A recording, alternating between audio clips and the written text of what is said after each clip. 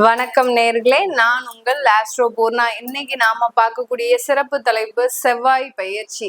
நீச்சமாக இருக்கக்கூடிய செவ்வாய் பகவான் கடக ராசியிலிருந்து சிம்ம ராசிக்கு ஜூன் மாதம் 7ஆம் தேதி பயிற்சி ஆகிறார். இந்த 7ஆம் தேதி பயிற்சி ஆகக்கூடிய அந்த செவ்வாயினுடைய பயிற்சி ஒவ்வொரு ராசி என்பவர்களுக்கும், ஏன்னா நீச்சமாக இருக்கும் போது பலவிதமான பாதிப்புகளையும் கொடுத்திருப்பாரு, பலவிதமான ஒரு உயர்வுகளையும் கொடுத்திருப்பாரு இந்த செவ்வாய் பகவான். இப்போ அந்த நீச்ச இருந்து வெளியில வந்து செவ்வாயினுடைய பயிற்சி ஒவ்வொரு ராசி என்பர்களுக்கும் என்ன மாதிரியான ஒரு பலன்களை கொடுக்க போகுதுன்றதுதான் இந்த பதிவுல பார்க்க போறோம். இந்த சேனல்ல முதன்முறையா பாக்குறீங்கன்னா சப்ஸ்கிரைப் பண்ணிக்கோங்க. பெல் பட்டன்ல ஆல் ஆப்ஷன் சூஸ் பண்ணீங்கன்னா உங்களுக்கு என்னுடைய அடுத்தடுத்த பதிவுகள் நோட்டிபிகேஷனா வந்துட்டு இருக்கும். மீன ராசி என்பர்களுக்கு செவ்வாய் பகவான் 6ஆம் இடமான ருணரோக சத்ருஸ்தானத்திற்கு பயிற்சியாகி வர, இந்த ருணரோக சத்ருஸ்தானத்துல இருக்கக்கூடிய அந்த செவ்வாய் பகவான் குடும்ப ஸ்தானாதிபதியும் பாக்யஸ்தானாதிபதியும் கூட இந்த மீன ராசி என்பர்களுக்கு 6ஆம் இடம்ன்றது அதிகப்படியான கடனை, நோயை, எதிரியை கொடுக்கக்கூடிய ஒரு ஸ்தானம். குடும்பத்துல இருக்கிறவங்களே உங்களுக்கு ஆப்போசிட்டாக செயல்படக்கூடிய ஒரு தருணம். மீனராசி என்பர்கள் நெகட்டிவா சொல்றேன் நினைச்சுக்காதீங்க. ஏன்னா உங்களுக்கு ஜென்ம சனியும் இருக்கு. ஒவ்வொரு கிரகங்களின் பயிற்சியும் உங்களுக்கு அந்த சனிக்கு ஆதரவாக தான் செயல்படும். அதனால அந்த மாதிரி தான் இருக்குமே ஒழிய இந்த அளவுக்கு ஒரு பாசிட்டிவா பெரிய அளவுக்கு இருக்காது. அதனால குடும்பத்துல இருக்கிறவங்களே சில பிரச்சனைகளை கொடுக்கக்கூடிய ஒரு தருணம். இல்ல குடும்பத்துல இருக்கிறவங்களுக்காக நீங்க நகைகள், கடன்கள் இதெல்லாம் வாங்கக்கூடிய ஒரு தருணமாக இருக்கும். ஒரு லோன் போட்டு இந்த காலகட்டம் வீணா போகிறதுக்கு உண்டான ஒரு நேரமாக இருக்கும். இஎம்ஐ கட்டியே இந்த மீனராசி என்பர்கள் தன் வாழ்நாள்ல 80 வயசு வரைக்கும் வாழ்ந்திருப்பாங்க. அந்த அளவிற்கு இந்த கடன் பொறுப்புகளை, சுமைகளை சுமக்கக்கூடிய அன்பர்கள் மிக திறமைசாலிகள் நம்ம மீனராசி என்பர்கள் தான். எந்த அளவுக்கு அந்த சுமைகளை சுமக்குறாங்கன்னா, எந்த அளவுக்கு சுமைகள் அதிகமா இருக்கும் அந்த அளவுக்கு ஆயுளும் கெட்டியா இருக்கும். அதையும் எல்லாருமே தெரிஞ்சுக்கணும். அதனால பொறுப்பு இல்லாம இருக்கிறோம் அப்படின்லாம் இல்லை. மீனராசி என்பவர்கள் ரொம்ப பொறுப்போட இருப்பாங்க, நல்ல ஒரு வளத்தோட இருப்பாங்க, கொஞ்சம் கடனோடையும் இருப்பாங்க. குடும்பத்துல இருக்கிறவங்கனாலேயே நிறைய ஏமாற்றத்தையும் சந்தித்தவர்களும் நம்ம மீனராசி என்பர்கள் தான். அடுத்து இந்த மீனராசி என்பர்களுக்கு 6ஆம் இடத்துல இருக்கக்கூடிய அந்த செவ்வாய் பகவான் வேலையில நல்ல ஒரு உத்தியோகத்தை, யாரெல்லாம் வேலைக்கு போறீங்க, தொழில் செய்யாம தொழில்ல இல்லாம வேலைக்கு போயிட்டு இருக்கிறவங்களா இருக்கிறீங்க அப்படின்னா நல்ல உத்தியோகத்துல நல்ல வளர்ச்சி, உத்தியோகத்தின் மூலமாக வருமானம், உத்தியோகத்தின் மூலமாக நல்ல ஒரு வருமான உயர்வு, இது எல்லாத்தையுமே கிடைக்கிறதுக்கு உண்டான ஒரு நேரமாக இருக்கும். அடுத்து இந்த மீனராசி என்பர்களுக்கு அந்த உத்தியோகத்துல பதவி உயர்வு, யாரெல்லாம் பெரிய போஸ்டிங்காக எதிர்பார்த்துட்டு இருக்கிறீங்க, அரசாங்க உத்தியோகத்துல வேணும் அப்படின்னு நினைச்சிட்டு இருக்கிறீங்களோ அவங்களுக்கு எல்லாருக்குமே இந்த 60 நாட்கள் நல்ல ஒரு வளர்ச்சி மிகுந்த நாட்களாக இருக்க போகுது. 6ஆம் இடத்துல செவ்வாய் உத்தியோகத்துல அபரிமிதமான கெரியர் டெவலப்மெண்ட்ன்றது அபரிமிதமாக இருக்கும். ஐடில எல்லாம் வேலை பார்க்குறீங்க, இல்ல ஒரு பெரிய பெரிய மேனுஃபேக்சரிங் கம்பெனில வேலை பார்க்குறீங்க அப்படின்னா உங்களுக்கு அவ்வளோ ஒரு மதிப்பு, மரியாதை, அங்கீகாரம் அப்படிலாம் கிடைக்கிறதுக்கு உண்டான ஒரு மாபெரும் நாட்களாக தான் இந்த 60 நாட்கள் இருக்க போது.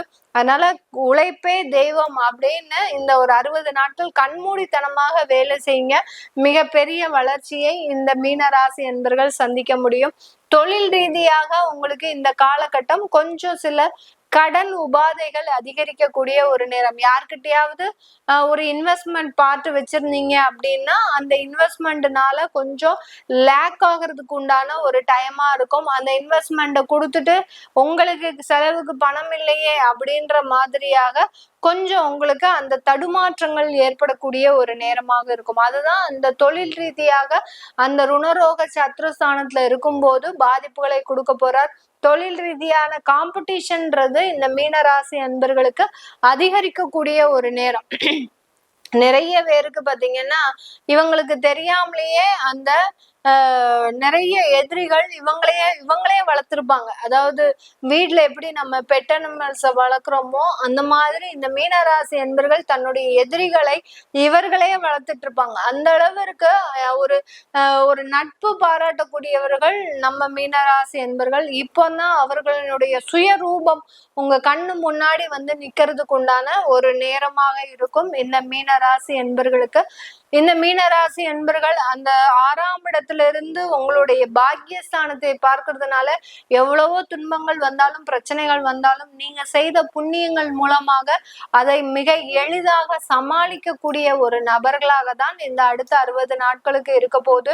அடுத்து உங்களுடைய 11ஆம் இடத்தையும் பார்க்கறதுனால பெரிய பெரிய ஆர்டர்ஸ் கை நழுவி போனாலும் சின்ன சின்ன வேலைகள் உங்களுக்கு தொழில் ரீதியாக கிடைச்சிக்கிட்டே இருக்கும். அந்த தொழில்ல இருக்கக்கூடிய வருமானத்தை வச்சு பெரிய அளவுக்கு நீங்க மாற்றத்தை ஏற்படுத்தக்கூடிய ஒரு நேரமாக இருக்கும். வரவு 8 செலவு 10 அப்படின்ற மாதிரியாக அந்த வரவுக்கு செலவு ஈக்குவலா இருக்கக்கூடிய ஒரு நேரமாக தான் இந்த மீனராசி என்பர்களுக்கு இந்த 60 நாட்கள் இருக்க போது.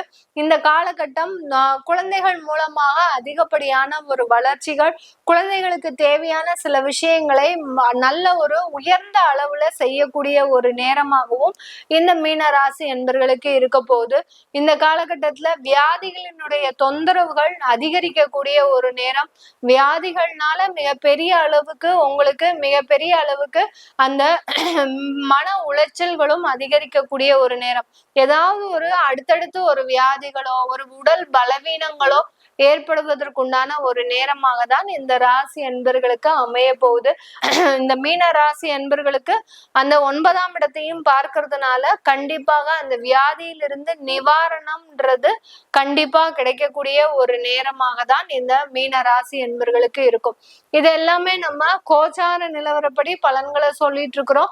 உங்களுடைய சுய ஜாதக ஜனனகால பலன்களை பார்க்கணும் விருப்பப்படுறவங்க கீழே இருக்கிற நம்பருக்கு வாட்ஸ்அப்ல நீங்க கான்டாக்ட் பண்ணி என்கிட்ட கன்சல்ட் பண்ணிக்கலாம். உங்களுடைய குழந்தைகளுக்கு நியூமராலஜி படி பேர் வைக்கணும், அடுத்து பாத்தீங்கன்னா ஜாதகம் எழுதணும் அப்படின்னு விருப்பப்படுறவங்களும் கீழே இருக்கிற நம்பருக்கு வாட்ஸ்அப்ல அப்பாயின்மெண்ட் வாங்கிக்கிட்டீங்கன்னா அதற்குண்டான தகவல்கள் உங்களுக்கு தெரிய வரும். உங்களிடமிருந்து விடைபெறுவது உங்கள் ஆஸ்ட்ரோ பூர்ணா. நன்றி, வணக்கம்.